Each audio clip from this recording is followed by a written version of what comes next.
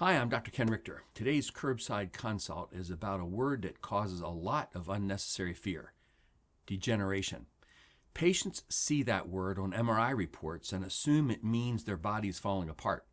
Most of the time, that's not what it means. In musculoskeletal medicine, degeneration often refers to age-related changes, just like wrinkles on the skin. Joints and discs change over time.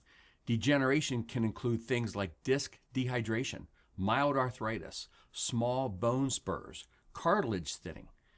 These findings are common, and many people with these changes have no pain at all.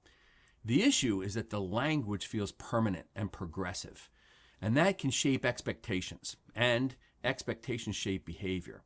If someone believes my spine is degenerating, so movement is dangerous, they stop moving, they become weaker and stiffer. Their nervous system becomes more sensitive. Pain can increase, not because the structure is rapidly failing, but because function is shrinking. A more accurate mindset for many people is, these are common age-related changes, and function is still very, very improvable. Even with arthritis, strength training and movement often reduce pain and improve quality of life.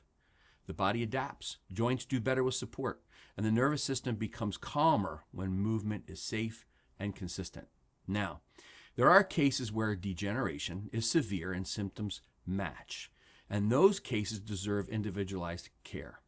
But the word on the report is not the whole story.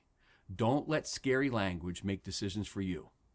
If you want more clear explanations that reduce fear and improve outcomes, please subscribe to Curbside Consult with Dr. Ken Rictor and click the bell for future videos.